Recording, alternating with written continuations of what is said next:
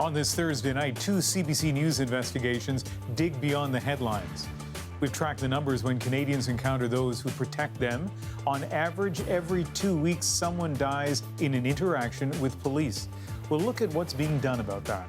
Also tonight, CBC News tests popular brands of bottled water and finds small bits of plastic inside. And of course, it's at issue night. This is The National.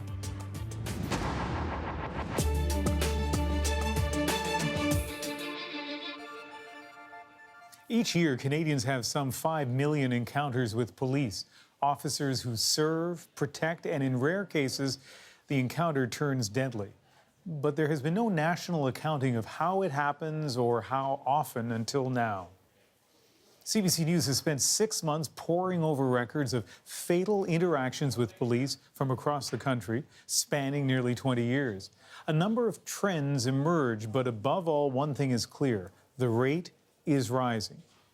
Here's our senior investigative correspondent, Diana Swain, with more on what she found on the use of deadly force. What do we want? Justice! When do we want it? Now! Bo Baker's friends and family gather to remember him every year and to press for answers about the night he was shot dead by police 3 years ago in Kitchener. It's not, bad guys that are being killed by police. The vast majority of them are mentally ill. Oh, boy. Have you been here? I came once to visit my friend here, and I couldn't come back. His mother, Jackie, still can't understand why police shot him outside his apartment building. So, yeah, this is where it happened. She says police already knew about her son's history of mental illness when he threatened a 911 operator that he would hurt himself or someone else. He was standing here when he was killed. Police say he had a beer in one hand, a knife in the other when they arrived. Less than 2 minutes later, Baker was on the ground, dying, shot 3 times. People like Bo and others who have died this way with mental health issues should not die so easily. CBC News has compiled data showing there have been 460 cases of people who've died in interactions with police from 2000 to the end of last year, either from a police bullet, a beating, or even from cardiac arrest during an incident. Drilling into the data reveals the number has risen in the past few years, and nearly half of those who died, like Baker, showed signs of mental health issues. Add in those who had drugs or alcohol in their system, and it reveals roughly 3/4 of those killed were compromised in some way during their confrontation with police. Very often they're terrified, they're scared. Dorothy Cotton is a forensic psychologist. She says it's key to remember that someone in crisis is also likely afraid of what's unfolding. They're going to respond the way any of us do when we're scared. So part of it is really to make them feel safe, to make them try and get across a message that, you're not there to cause trouble, you're there to calm things down. The data reveals something else. The person who died was usually armed with an object of some kind, such as a knife. But about 1/4 of the time, they had a gun. And 1/4 of the time, they had no weapon at all. Police on the front lines believe too few resources for people in crisis too often leaves police choosing between their own safety and the person facing them. You don't have time to, take a time out and pull out a playbook. You need to respond quickly to whatever you're confronted with. Oh, he bought it at a little kiosk downtown. An independent investigation determined Baker's shooting was justified because the officer felt he was in danger. But a coroner's inquest will be held into what happened and what could be learned from it. I still have his little Spider-Man hat. His mother hopes that means the boy who once dreamed of being a superhero can still be one. He wanted to be a hero in life, and I think with his story being told that he can finally be a hero in a little way, help make some positive change in maybe the way the police interact with people with mental illness. And Diana's in our Toronto studio tonight. We know, Diana, that when it comes to fatal interactions with police in the United States, ethnicity often becomes a big issue. So what do the numbers show here in Canada? Well, the overall data shows that the typical person who died in this way was a white male in his mid-30s. But when you drill down further and look at specific parts of the country, the picture changes. In Toronto, for instance, the proportion of the population that's black is about 8%, but about 36%, or 1 in 3 people who died in these fatal encounters in Toronto, was black. In Winnipeg, an even sharper contrast. About 10% of the population there is Indigenous, but 64% of those who died in a confrontation with police were Indigenous. But no matter where you live in this country, knowing now what the numbers are gives people a chance to talk about ways to bring them down, Ian. All right, Diana, thank you. Thank you. How to bring those numbers down? Police, politicians, and the public have been trying to address that question for years, a question that gets more urgent every time these tragedies strike. After the fatal moments, the flashing lights, and the police tape, come the questions. Alberta's police watchdog is now investigating. The review will start soon and take a year to complete. A panel of jury members will come up with a series of recommendations to try to prevent these kinds of deaths from happening in the future. We looked at more than a dozen inquiries and reviews from the past few years and found recurring themes. That police needed to address race relations and bias, that officers needed better training and support to recognize and respond to people with addiction and mental health issues. And of course, de-escalation is really, really important. De-escalation or defusing of a situation could have been used to de-escalate the situation.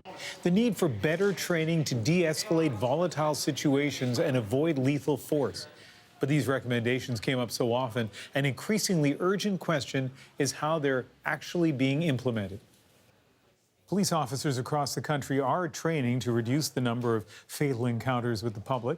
As part of CBC's Look into Deadly Force, tomorrow the National goes inside an RCMP program designed to save lives. Are you going to shoot me? I didn't do nothing wrong here. She backed out in front of me. Now I'm going to jail? I don't think so. Yeah. You need to calm down. You want it? You just need to relax. Just relax. Let's just talk this through. You better do something quick. You want it? Okay, sorry. Gonna have to do this. You son of a It's not working. In the barrel. Katie Nicholson grapples with the scenarios used to train cadets how to deal with a threat before they draw and fire. And we'll have another CBC News investigation in about 12 minutes, what our colleagues at Marketplace found inside bottled water. But first, Ian, there are a number of major developments tonight on the trade front. U.S. President Donald Trump is ratcheting up tensions with Beijing. He's ordered trade officials to look into slapping another $100 billion in additional tariffs on Chinese goods, the latest escalation in this trade spat/war.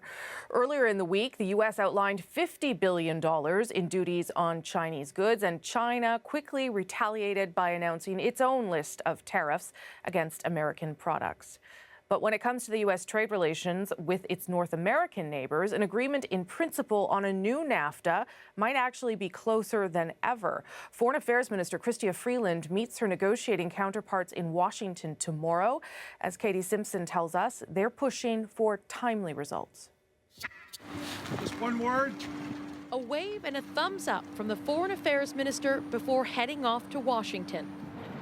Here in the U.S. Capitol, delegations from all 3 NAFTA countries are meeting for high-level political meetings instead of a formal round of negotiations. We're working very hard on NAFTA with Mexico and Canada, and, we'll have something, I think, fairly soon. For the first time in a long time, it seems the U.S. president is on the same page as Canada and Mexico when it comes to NAFTA. I believe we're in a moment where we're moving forward in a significant way. Not only is the Prime Minister upbeat, one of his cabinet ministers says Canada is open to signing an agreement in principle. If it's acceptable from our point of view, then that is something that could be a possibility. An agreement in principle would likely be more symbolic than substantive. For the Canadians who helped land the first ever free trade agreement with the U.S., these developments feel familiar. I would remind you that the original FTA began with a celebration of a term sheet, which was not longer than 2 pages, whereas the actual agreement covered a couple of 100 pages. So Derek Burney says a symbolic agreement in the short term bodes well for the talks in the long run. So there are a lot of question marks still out there, but if there's momentum on one of the major issues, that in itself is good, and I think we should be encouraging our team to stick to their guns and see it through. The meeting will take place here at the U.S. Trade Representative's office tomorrow and could last all day. The Americans have been pushing for some kind of agreement before the leaders of all 3 NAFTA countries meet at the Summit of the Americas next week. Even then, if successful, the process isn't over. Negotiators will still be left to sort out the details. Katie Simpson, CBC News, Washington. President Trump once called NAFTA the worst trade deal ever signed by the United States. So what have the parties done to make it better, and what's still left to get done? Here's a brief look at where things stand. We will need agreement on roughly 30 chapters. So far, after 7 months, we have completed just 6. The 6 chapters agreed to aren't the controversial issues, but will still have a big impact on Canadians. A new section of the revised NAFTA will encourage small and medium-sized Canadian businesses to trade across North America. That 21st century reality that international trade is something that small and medium-sized and micro enterprises do. Decisions on food safety standards and border inspections will now be science-based, something likely to help Canada's agriculture sector. I think that is one of those areas where NAFTA was really ripe for modernization, and there was a lot of like-minded approach to how that should be done. But what about the more than 20 remaining chapters, including parts of the auto sector agreement, a so-called sunset clause allowing NAFTA to be renegotiated every 5 years, more open bidding for U.S. government contracts, and a dispute settlement mechanism? A 24-year-old deal that everyone agrees needs improvement, but no one expected to have to negotiate in mere months. Good news, At Issue is here tonight to dig into what all this really means. We'll dive into that with all of them in about 20 minutes. The RCMP is still blocking access to a home on an Alberta First Nation tonight in the wake of a medical mystery. It's where a baby girl died yesterday. Her 12 siblings and both parents were all taken to hospital. Tests are being done to try to identify the illness involved, and multiple agencies are watching developments closely. So too is the CBC's Aaron Collins, who's on the reserve west of Calgary tonight. Aaron. Ian, here in Morley, part of the Stoney Nakoda First Nation, the question on people's minds is how could something like this happen? And it's a question the RCMP are asking too. The family home at the center of this tragedy remains the site of an ongoing investigation, aided by the RCMP's Major Crimes Unit. Well, it's unclear exactly what they're looking for, but officials have been clear there's no suspicion of any violence or trauma in this case. Still, everyone here wants to know what caused a 4-month-old baby girl to die. And this is very early on. I think one of the hardest things we have to face right now is that we don't have any answers. So that leaves the mind to wander. What we do know is that 10 of the children who were taken to hospital yesterday remain there tonight. Most appear to be okay, but a 2-year-old is in serious but stable condition. Now, 2 adult children and both parents are back in Morley, a very small, tight-knit community. I know the mother, and I know the father. He's related to me, and so it's really tragic for the, it's a tragic thing to happen to anybody. As to exactly what caused the family's medical crisis, health officials are still only saying that the people they treated had flu-like symptoms. Now, Ian, the RCMP says they will be completing an autopsy on that little girl sometime tomorrow, and it's unlikely that there'll be any more answers until that autopsy is completed. Okay, thanks, Aaron. The CBC's Aaron Collins in Morley, Alberta this evening. Britain and Russia took their fight over the alleged poisoning of a former spy to the United Nations Security Council today, and they didn't mince words. There were accusations of a propaganda war, even a veiled threat. As their rhetoric intensified, the spy's daughter, who also fell sick, issued her first public statement since the attack. The CBC's Sedin is in New York. Мы говорили нашим британским коллегам, что вы заигрались и доиграетесь. That you're playing with fire and you'll be sorry. Russia defiantly denies any role in the Salisbury attack and today made its case at the UN. Господа, я даже не знаю, как это комментировать. Ladies and gentlemen, I don't even know what to say Это about какой-то this. театр абсурда. It's some sort of theater of the absurd. У вас что, не нашлось фейка поправдоподобнее? Couldn't you come up with a better fake story? The Russian ambassador attempted to put Britain on trial in the court of world opinion. He attacked Britain's handling of the investigation, questioning every detail of the poisoning of former Russian spy Sergei Skripal and his daughter Yulia. He claimed the nerve agent used is available in many countries, including the UK. Britain's allies lined up to offer their support. Yet another attempt by Russia to use this Security Council for political games. As the UK said its claims that Moscow is almost certainly behind the attack will stand up to scrutiny. We have nothing to hide, Mr. President, but I do fear that Russia might have something to fear. Karen Pierce also criticized Russia's failed attempt yesterday to gain access to the investigation by the International Chemical Weapons Watchdog. I think the metaphor that I find most apt is that of an arsonist turned firefighter. But in this particular instance, the arsonist wishes to investigate his own fire. The meeting came on the same day that Russian state TV broadcast what it claims is audio of Yulia speaking to her cousin, saying she and her father are both recovering. The authenticity of that call hasn't been confirmed. Hours later, British police released a statement from Yulia, her first since the attack. In it, she says she's regaining strength and thanked the people of Salisbury who came to their aid. Stephen D'Souza, CBC News, New York. We have a lot more ahead tonight. Donald Trump finally breaks his silence on Stormy Daniels. What he now says about the $130,000 his lawyer paid her. And Ian, you know this already, emotional night in Vancouver after 17 seasons with the Canucks. The Sedin twins are taking the ice there for the last time. We'll look at how they gave back to the city that loves them so much. But ahead of that, a CBC News investigation uncovers what's really in your bottled water. The mismanagement of our waste and our large use of materials is coming back to haunt us in our own food and on our own dinner plate. So hopefully that's enough for people to listen, to have some sort of wake-up call.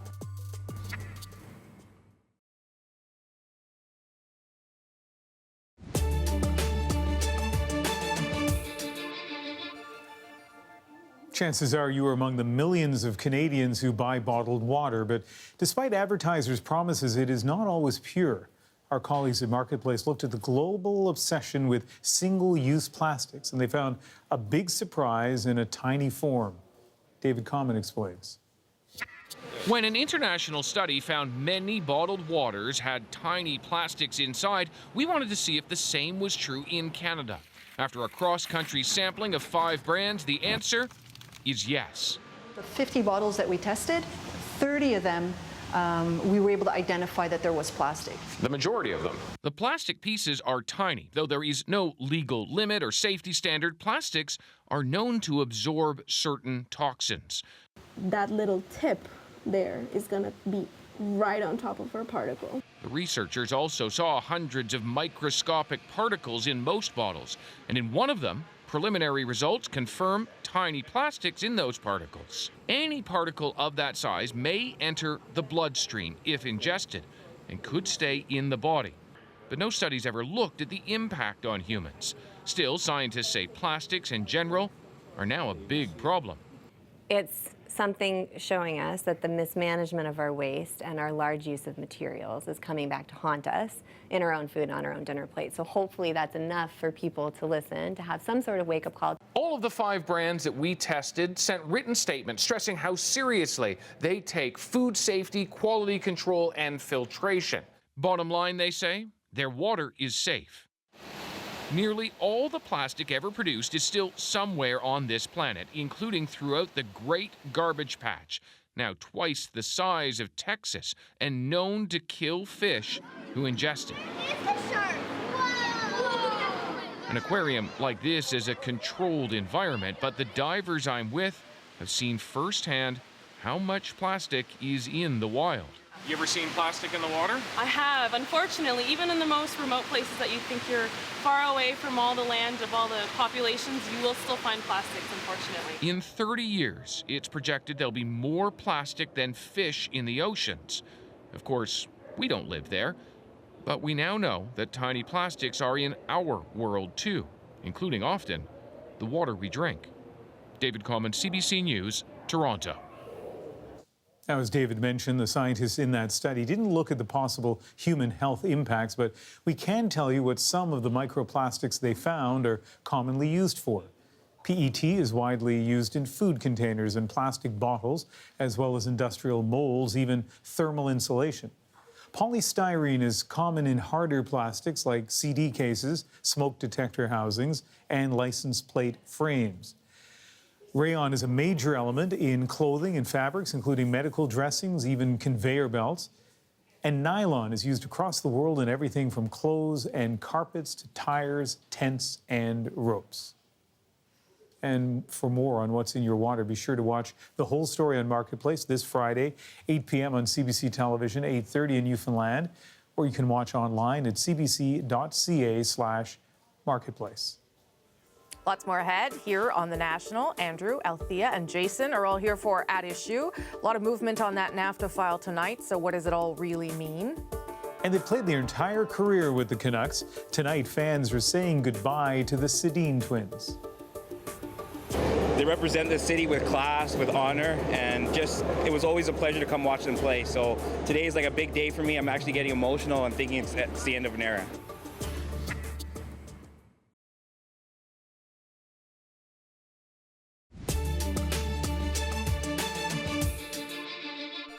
What we will investigate is whether that company violated or not Canada's privacy laws in its handling of information.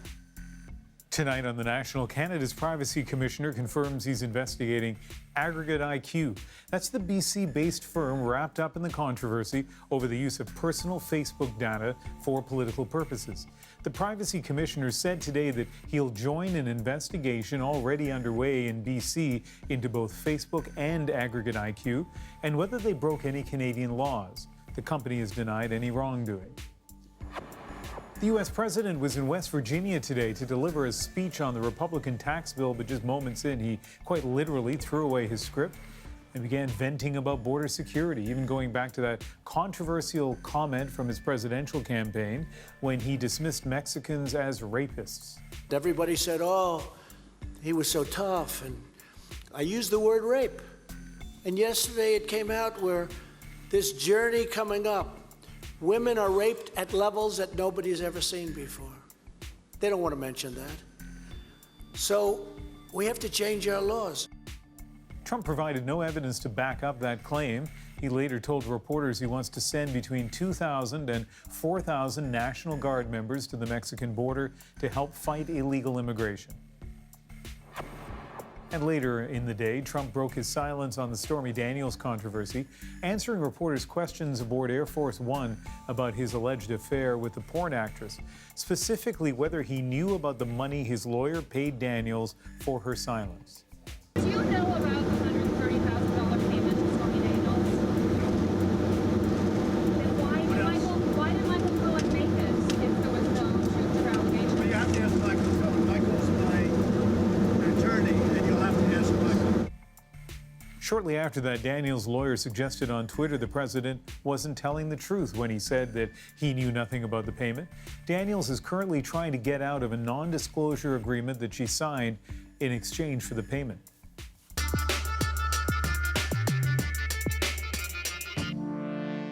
I believe we're in a moment where we're moving forward in a significant way. Hopefully, there will be some good news coming. They said, oh, let's have NAFTA before. I said, don't rush it. Take it nice and easy. There's no rush. We get it done right, or we'll terminate. Okay, it seems like something has shifted, maybe. As we heard from Katie Simpson earlier, NAFTA negotiations have now lurched forward into what could, in fact, be the home stretch. There's some hope for a deal before the three leaders meet at the Summit of the Americas next week. But as we just heard from Trump, there's still no rush, and any deal at this stage would, in fact, be more symbolic than detailed. Here to get into what all of that could potentially mean at issue, Andrew Coyne is in Toronto tonight. Althea Raj is in Ottawa, and Jason Markusoff is joining us from Calgary. Good to see everybody. Andrew, let's start with you. I know you're going to be thrilled with that. What should we make of this? I mean, this has turned fairly quickly, if you believe what we are hearing from behind the scenes, as well as a little bit in front of the cameras, I guess, that we now are in a crunch period to try and get this signed in some sort of agreement in principle. What should we make of that? Not a hell of a lot in my view. I think I'm pretty skeptical on this. What exactly has changed in substantive terms? Yeah, the Americans withdrew the most egregious of their so-called poison pill demands, the 50% American content, but have they moved on the dispute resolution? Have they moved on procurement? Have they moved on any of these other things? I think that's very unclear. It's very unclear what, if anything, an agreement in principle would mean if these kinds of issues are still hanging over it. And as I say, the last I heard, they had done some housekeeping. They'd reached some agreements on some fairly minor stuff, but the big stuff, they were still a long way away. There's reasons why both sides would want to get to a deal sooner. I think the U.S. administration would like to get a deal before the Mexican elections so they don't have to face what looks like to be a leftist president the next time. And it looks like, and you can see why we would want to have a deal before the U.S. midterm so that we don't have to face what looks like a Democratic Congress. But that's a different matter than actually getting to terms with some of these, very knotty issues that are separating us. Well, I've been sort of scratching my head about that all day as well, Althea. What is the point in signing something symbolically, in principle, if you still have to do all the work that's going to be required anyway? I think you're trying to show momentum and show that there are some things on which you have made progress that cannot be unchanged.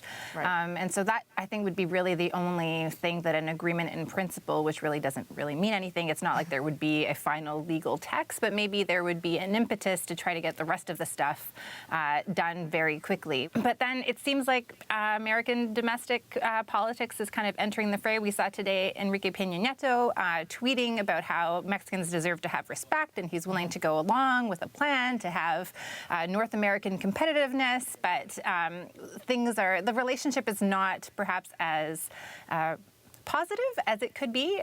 How do you know with this American president? Well, no, I completely agree, and I'm not. It is an impossible task I'm asking you all to weigh in on here. But I wonder if, Jason, there are some. We've talked about some of them, the outside influences in terms of accelerating talks, and one of them might be this maybe trade war with China. And I say maybe because none of the tariffs have actually been put in place on either side. So could that be sort of what the president is saying? Okay, well, maybe I need a win in some aspect of this. I think he's just become addicted to quick wins lately. Look at how decisive he wants to be on the border and the National Guard. Look how decisive he wanted to be on tariffs. So I think this is just, not only is this, expeditious to get, Robert Lighthizer, who's more of a China nut, onto that file and shift off this one. I think it's also just for him to be able to brandish a document and have a proclaimed order. And I think there's some motivation for Trudeau to get into that. Look, as we're going to discuss in the next segment, he's had a couple pretty bad trips without much to show for it. So for him to be able to say, we've got an agreement in principle that at very least we're not going to be losing NAFTA entirely, that could be good for him. But this will be, anything that they come up with next week in Peru with the Summit of the Americas is going to be very, very surface. One of the original NAFTA negotiators I was talking to earlier today suggested they might not even address one of the thorniest issues for Canada, and that is supply management. The EU free trade deal, this is context, had an agreement in principle in 2013. 4 years later, there was an actual agreement. Yeah, well, that's a good point. So maybe it's just about political wins then, Andrew? Is that what everyone's setting themselves up for? Yeah, there's always theatrics, there's always posturing vis-a-vis your negotiating partners, and there's posturing vis-a-vis the rest of the outside world that's watching. But remember, this is a president who changes his mind, 3 or 4 times a day. You've also got, competing power centers within that White House, more than there usually is, people with very different views on this. You've got Larry Kudlow, for example, the new economic advisor, who is a dyed-in-the-wool free trader. You've got Peter Navarro, who is a dyed-in-the-wool protectionist.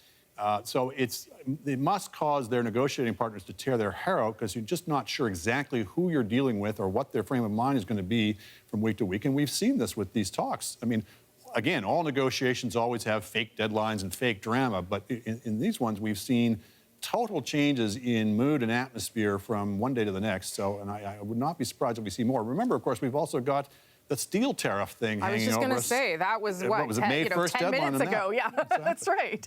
And I think that inside the Prime Minister's office, Althea, I do think that they try and read the tea leaves as best they can, but I don't know, do they approach this weekend thinking we are going to get a deal because we just want to lock it down and then at least, head to Peru knowing that there's something to say?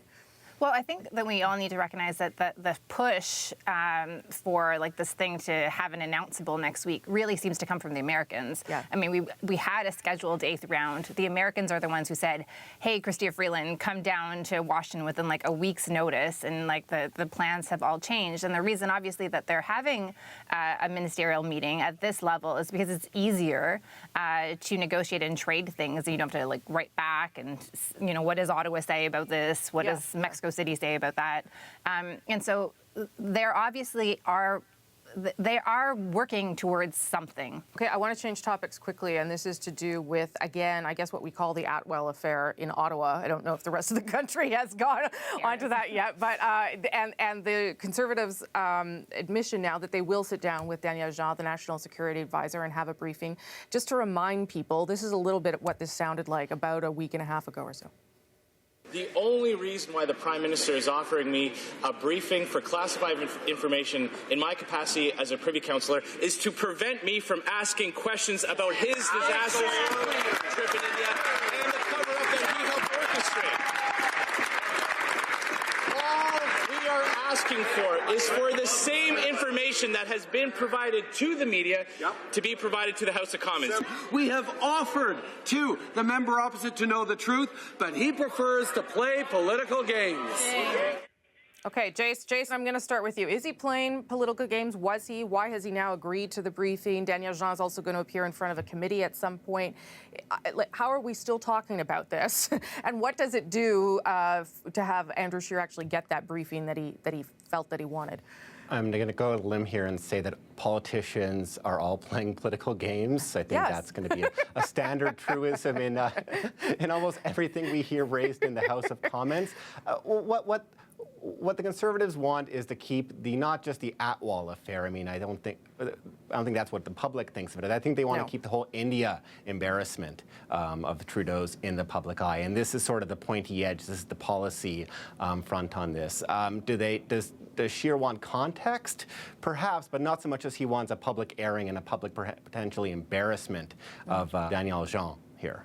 Well, and how smart is that then, Althea, to bring a national security advisor out in public and potentially embarrass him? A bureaucrat who may or may not have, maybe it was the right thing to talk to people, maybe it wasn't, but I don't know about the tactics behind that.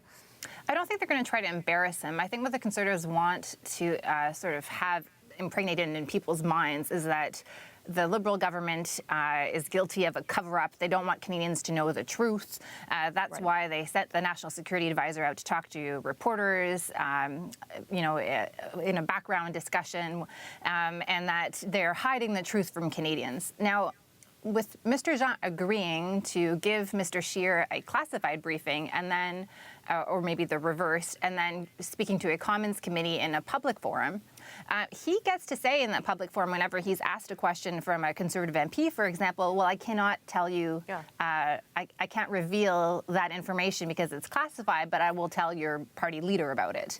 So I'm not sure that anybody comes out a winner out of this situation. I mean, they've both been playing political games and kind of distorting the truth to fit their own agenda, and both sides kind of appeared like children, like, you leak classified information, you don't want to know the truth, over and over and over again for like 2 weeks.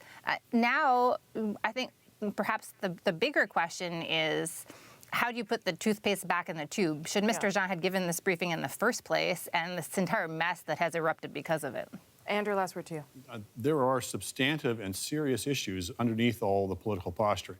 First of all, why did Jean give this briefing? Was it of his own free will, and was he intervening in a politically charged situation? That's odd and slightly improper. Or was he put up to it by the PMO, in which case it's even more improper to be involving a career civil servant in that way?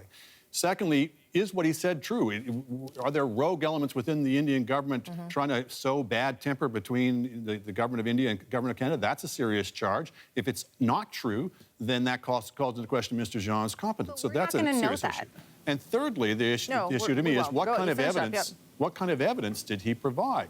If he did provide classified information to those journalists, that's an issue. If he didn't, then the question becomes, why can't parliamentarians also see the same evidence? So all of those, I think, are perfectly legitimate questions to answer, and they involve, state security, they involve relations with India, they involve the relationships between the civil service and the political staff.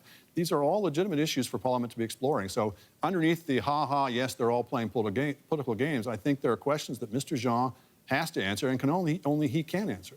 But can I just add that we do know, or at least we strongly suspect, that Mr. Jean has already spoken to the National Intelligence Committee. This is the super secretive committee with reason, because they deal with top secret information. They have already received a briefing from Mr. Jean. So these answers have already been shared with parliamentarians, but those parliamentarians can't actually confirm or deny whether Mr. Jean spoke to them or what he said. They're sworn to secrecy the rest of their lives. Well, and I was going to say, even if Jean has those answers, we're not going to get them. And I think that's the problem with this whole story. Okay, thanks, everybody. I'm going to leave it there. Thank you. Good news if you like politics as much as we all do, clearly. At Issue is also a podcast. You can get extra content and, of course, what we just discussed here in podcast form every week. This week's bonus topic, thanks to Andrew, carbon pricing. It used to be a top choice for Conservatives. Now it's hard to get anyone on board. Can it be successful? What would it take? Find us on iTunes, any major podcast app. Go to cbc.ca/thenational. Up next is the end of an era here in Vancouver tonight. We'll show you how Canuck fans are saying thank you to the Sedin twins. But first, take a look at this. The lads from a Nova Scotia high school basketball team didn't know it at the moment, but they were about to get famous for turning this February pregame warm-up into a physics lesson on kinetic energy when they all hit the same wet patch. One by one, all 12 players from the BEC Bears went down like dominoes, powerless in the face of Newton's irresistible laws of motion, and all captured on video by grade 9 student Aaron McMullen. It was pretty funny. Funny, yes, maybe even valuable as a study on random occurrence. I think it was just the fact that nobody really expected it, and we expected it to just be like a normal game where they just run out and do a lap of the gym. But when the first 3 people went down, everybody knew something was up, and everybody kept going. It was so funny. The Bears got up, shook themselves off, won the game. Now they can see themselves on America's Funniest Videos next month. Aaron, with a little prompting from his mom, submitted the video. It was accepted, the show flying them to LA for a taping during March break. That final episode airing in early May.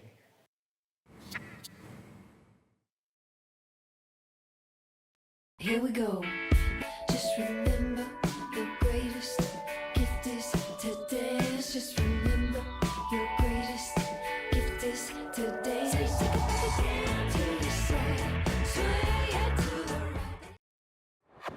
For the final time, cheer not only for the 2 great hockey players they are and the lifetime of memories they have given us. Cheer for 2 of the finest people this city has ever known. Now, to people outside of British Columbia, that might sound like an exaggeration, but with twins Henrik and Daniel Sedin playing their final home game before retiring, fans were willing to pay thousands to ticket brokers to see history. Now, a hometown sports star's retirement isn't always national news, but there is a lot that makes these 37-year-old twin talents exceptional. They've spent their entire NHL careers with the Canucks, and their almost identical point totals make them the team's top all-time scorers. They are the talk of this town, and every conversation quickly turns to their humility and kindness in the community. Committed, generous, passionate, just a few of the words fans use to describe the Sedin brothers on a tribute wall outside Rogers Arena. I just wrote thank you for your play and your character and the example that you set. and that Vancouver will always remember them. When you have two people like that that treat your city with such class, it's just, we're out there to support them today. The Vancouver Canucks are very proud to select for Marshall Spink, Team Modo of the Swedish Elite League, Daniel and Henrik Sedin. The twins entered the league together, of course, in 1999. Daniel was drafted second, Henrik third overall. Early on, there were questions about whether the twins were fast enough, strong enough for the NHL. In front, Daniel scores on his own rebound. Those doubts quickly erased by their uncanny ability to play like twins, just knowing where the other was, leaving other players watching in wonder, like former teammate Trevor Linden. Just from a standpoint of, I just love watching them play. They played the game in such a unique way, the way they've created time and space with their ability to find one another. And the Vancouver Canucks are going to the Stanley Cup Final. They were the best in the league, taking turns winning the scoring title, coming within a win of the Stanley Cup. Perhaps the best Canucks ever on the ice. But it was off ice they may have made their greatest mark on the city, donating more than $1 million to the Children's Hospital, even more generous with their time. And all of a sudden, Henrik and Daniel came in. Tony Larenko has seen that up close. Before his daughter, Lindsay, died of leukemia, she and her twin, Sadie, were thrilled to meet the Sedins. You saw them, I guess, when the cameras weren't around. Correct. What was that like? You know, genuine. And I guess that's an important thing to not remember.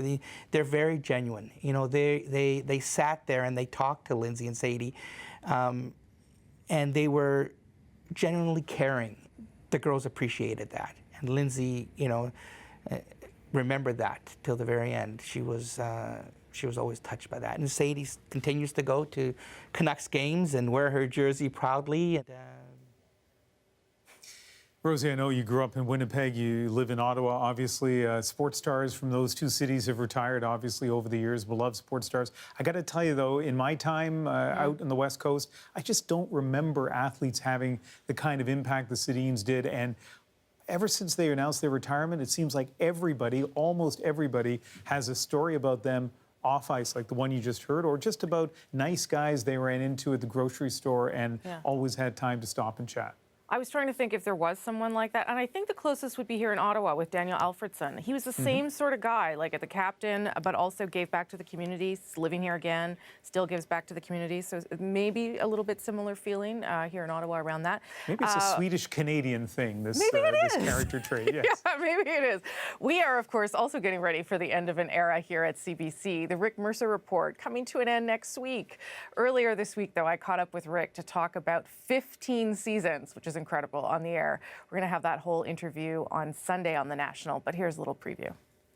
How do you feel about political satire? Because I think about when you started 15 years ago, there weren't a million people doing that at that time, not 15 years ago. No. And there are now. Oh, there's a ton now. And when we started 22 Minutes, it was groundbreaking in a lot of ways. I hate to say that because it sounds like, it was groundbreaking. No, it was. In this building, for sure. People were freaking out because people were saying, they look like a news show. They can't look like a news show. People are thinking it's the news. And where did they get that news footage? And, you know, some very powerful people let us have that news footage. But there was also very powerful people who were like, this is crossing a line. They cannot be playing with news footage. And there was, so it was groundbreaking. It was exciting. Watch for that whole conversation on Sunday's National and Rick/Show next Tuesday. Remember, you can go deeper on the stories of the day earlier in the day. Subscribe to our newsletter at cbcnews.ca/The National. The National Today takes you inside our journalism every afternoon.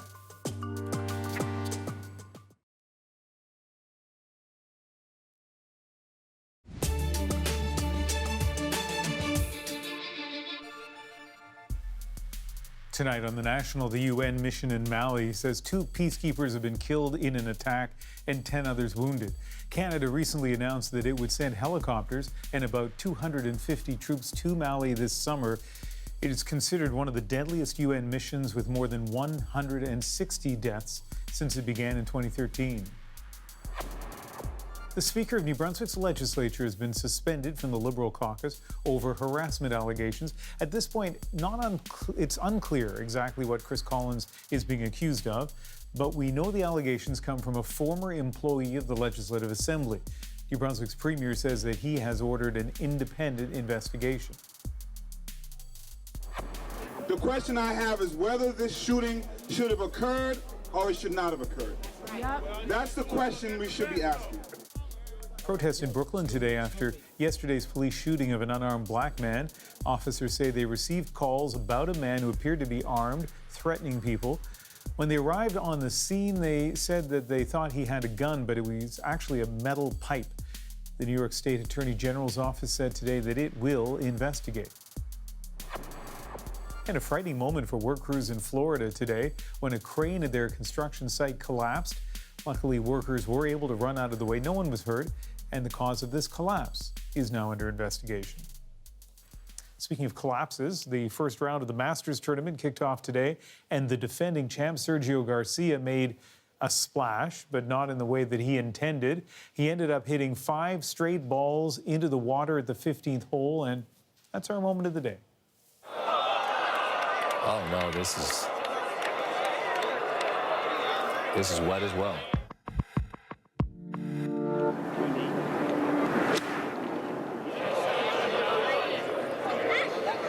Look out.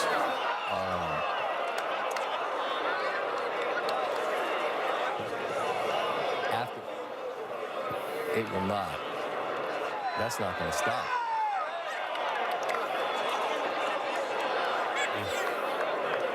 Comical here, but we only carry 6 balls ordinarily out on the golf course. Wow. I love the commentators. I hadn't heard that. They're like, oh. And I should just tell people the 15th hole is actually called the Fire Thorn, which I found strangely amusing. But, man, that did not go well for him. It did not, and it reminds me of an interview I did years and years ago with a sports psychologist here in Vancouver. Among his clients or patients, hockey goaltenders and tennis players, and maybe he should have some golfers as well. And he said, you know, when you start making mistakes, you can control one thing, whether the past mistakes affect what happens next. You know, that's good advice for news anchors, too. I've had a few times when that lead intro, you start to bobble, and then you kind of need to just put it out of your mind. I had a day like that this week. So I'm going to go lie down now. That's the National for April 5th. Good night, everybody. Good night.